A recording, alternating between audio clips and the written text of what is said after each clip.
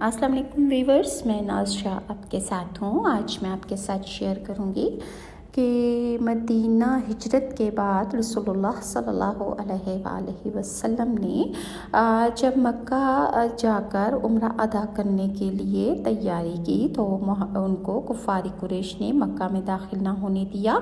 तो ये सारी डिटेल्स मैं आज आपके साथ शेयर करती हूँ। महाजरीन को मक्का से आए हुए कुछ 6 साल हो गए थे। बाज़ महाजरीन के अहलो अय्याल अभी तक मक्के ही में थे। इसके अलावा अक्सर मुसलमानों के दिल में ज़ियारत बैतुल्लाह का शौक़ भी चुटकियाँ ले रहा था। गो महाजरीन मक्के से मुस्तकिल हिजरत करके मदीने में आ गए थे, लेकिन वतन की याद इतनी जल्दी दिल से महव नहीं होती। इसके अलावा उन्होंने अपने घर बार, अपनी मलकियत, खेत, दुकानें, अहले खाना, कुफ्र कुरापतदारों को छोड़ आए थे और वतन के बुत को तोड़ा था। उन्होंने काबे से तो मुंह नहीं मोड़ा था, बल्कि इस मरकज़े दीन से दूर होने का तो उन्हें शदीद सदमा था और वो इस किबला इबादत को कभी फरामोश नहीं कर सकते थे, जिसकी तरफ रुख करके नमाज अदा कर रहे थे और जिसकी ज़ियारत इस्लाम का चौथा रुकन है। इसी दौरान हुज़ूर सल्लल्लाहु अलैहि वसल्लम ने ख्वाब देखा कि सहाबा के साथ हुज़ूर मनासिक के हज अदा फरमा रहे हैं। इस ख्वाब की ताबीर आइंदा साल ज़हूर में आने वाली थी, ताहम ज़ियारत बैतुल्लाह का शौक़ हुज़ूर सल्लल्लाहु अलैहि वसल्लम और तमाम सहाबा पर इस दर्जे गालिब हुआ कि सब के सब मक्का के लिए उन्होंने सफ़रे सामान बांध लिया और रवानगी अमल में आ गई। ये 1400 मुहाजिरीन और इंसार थे जो उम्रा अदा करने के शौक़ में मक्का की जानिब रवां दवा थे। यकम ज़िलक़द 6 हिजरी को रवानगी हुई। मदीने से 6 मील जुल्हुलैफ़ा के मकाम पर हुज़ूर सल्लल्लाहु अलैहि वसल्लम ने और आपके तमाम साथियों ने उम्रे के लिए एहराम बांधा। मदीने की तरफ से आने वाले हुज्जाज का मीकात यही जुल्हुलैफ़ा है।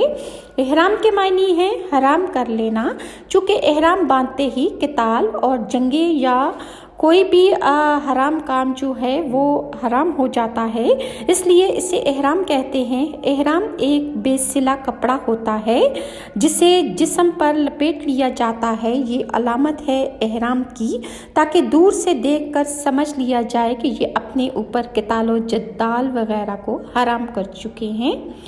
यहाँ कुर्बानी के जानवरों की गर्दन में भी कलावे भी डाल दिए गए ताकि मज़ीद इत्मीनान हो जाए कि ये लोग जो मक्का की तरफ रवां दवा हैं, इनका इरादा कोई जंग करने का नहीं है, सिर्फ ज़ियारत काबा और अदाए उम्रा की नीयत से ये लोग आ रहे हैं। इस सफ़र में दस्तूर अरब के मुताबिक मुसलमानों के पास तलवारें भी थीं, लेकिन वो सब तलवारें उनके नयामों में थीं। ये भी एक ऐलान था कि मुसलमानों की हैसियत सिर्फ ज़ायरीन की है। मुसलमान जा बजा पड़ाव करते हुए आ रहे थे।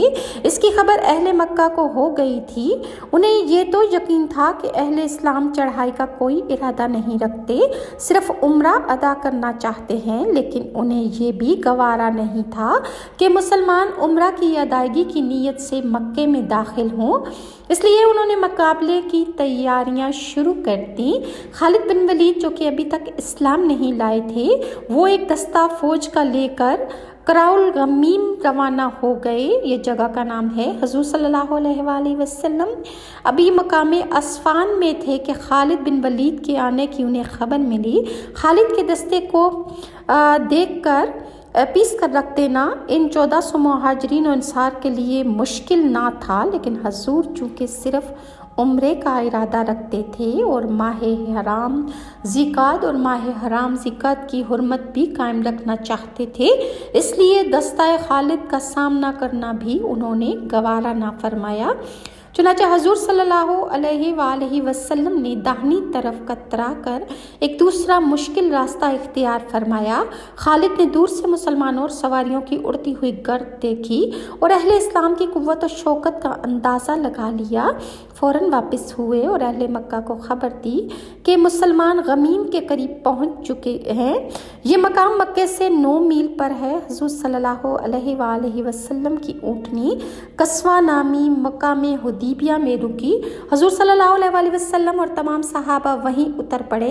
हुदैबिया दरअसल एक कुएं का नाम है जो मक्के से 8 या 9 मील के फासले पर है। यहाँ कुछ आबादी भी थी और ये पूरा इलाका हुदैबिया ही के नाम से मशहूर था। यहाँ 1400 सहाबा के लिए एक कुआं काफ़ी नहीं था। पहली ही मर्तबा कुआं खाली हो गया और पानी की किल्लत महसूस होने लगी तो हुजूर सल्लल्लाहु अलैहि वसल्लम को जब इस बात का इल्म हुआ तो आपने अल्लाह की बारगाह में दुआ फरमाई, जिसके बाद पानी की कोई कमी ना रही।